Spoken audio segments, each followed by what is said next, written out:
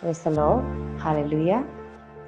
ঈশ্বৰক ধন্যবাদ দিওঁ, তেওঁ যে আমাক সুন্দৰ সময়, সুন্দৰ বিশ্ৰাম দিন দিলে। আশা কৰোঁ আপোনালোক সকলোৱে ভালে আছে। আহক আজি দিনটোৰ আৰম্ভণিতে আমি ঈশ্বৰৰ বাক্য চাওঁ। আজি বাক্য আমি লৈছোঁ জেৰেমিয়া ২৪ অধ্যায়ৰ ৬ পদ।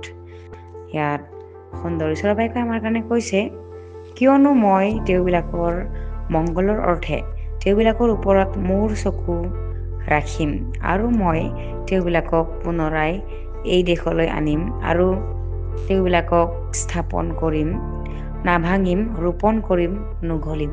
Praise the Lord, hallelujah. ঈশ্বৰৰ এই সুন্দৰ বাক্যৰ কাৰণে ঈশ্বৰক ধন্যবাদ দিওঁ। প্ৰিয়সকল, ইয়াতে আমি দেখিবলৈ পাওঁ আৰু আমি গোটেইখিনি পঢ়িলে এইটোৱে জানিব পাৰোঁ যে জেৰেমিয়াক ঈশ্বৰে দৰ্শন দেখাইছিলে। ডিমৰুৰে ভৰা দুটা পাচি তেওঁ দেখিছিলে, ডিমৰু গুটিৰে ভৰা।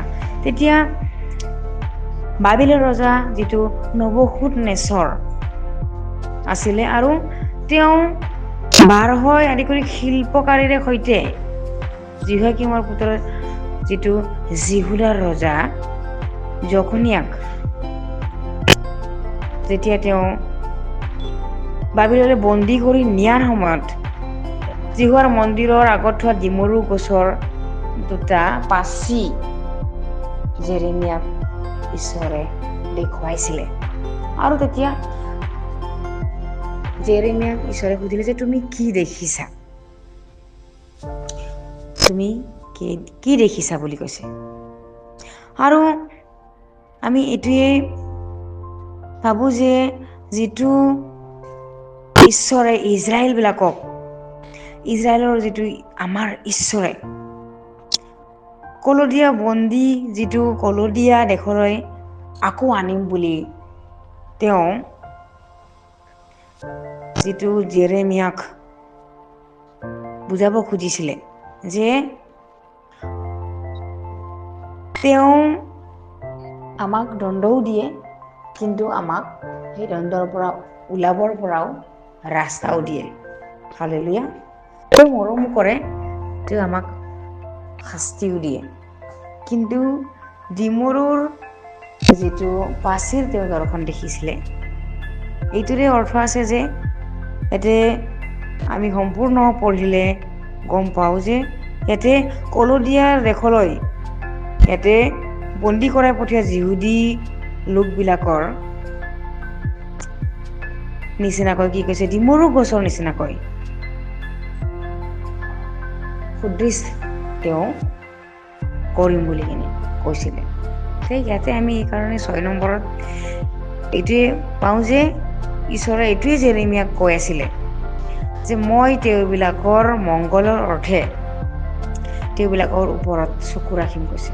আজি আমি কলদীয়া মানুহ বা বন্দীয়াৰ মানুহবিলাকৰ জাগাত যদি আমি নিজকে চাওঁ, আমি নিজকে থৈ পেলাই যদি চাওঁ, তেনেহ'লে কলদীয়াবিলাকক যেনেকৈ ঈশ্বৰে কৈ আছে জেৰেমিয়াৰ দ্বাৰাই, ঠিক তেনেকৈ আজি সেই ঈশ্বৰে আজি আমাক বন্দীৰ পৰা ওলাব আৰু ওলাইছে, আৰু তেওঁ পুনৰাই আমাক আমাৰ জাগাতে আনি থ'ব, আৰু তেওঁ কেতিয়াও উঘলি নেপেলায়।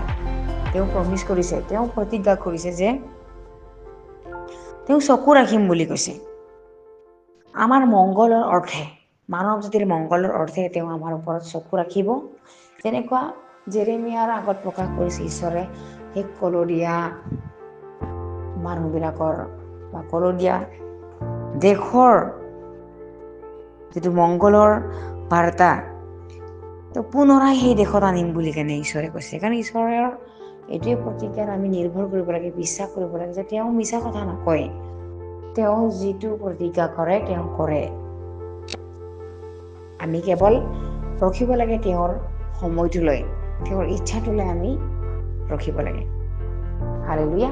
আৰু তেওঁ উঘলি কেতিয়াও নেপেলায়। যদি আমি তেওঁৰ আজ্ঞাৰ মতে চলোঁ, তেওঁৰ আগত নম্ৰ হৈ চলোঁ, আমি নিজকে নম্ৰ কৰি যদি তেওঁৰ আগত চলোঁ, তেনেহ'লে তেওঁ আমি যিটোকে ইচ্ছা কৰিম তেওঁ তাকে দিব, আৰু তেওঁ ওপৰ কৰিব, তল কেতিয়াও নকৰিব।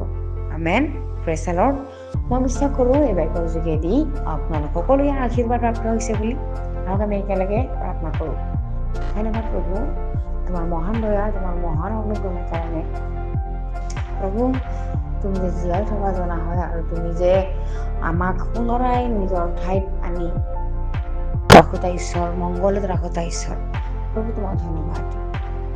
তুমি জীয়াই থকা জনা এই সকলো ৰচনা প্ৰাৰ্থনা নাছাৰীত প্ৰভু যীশুৰ নামত অৰ্পণ কৰিছোঁ। আমেন।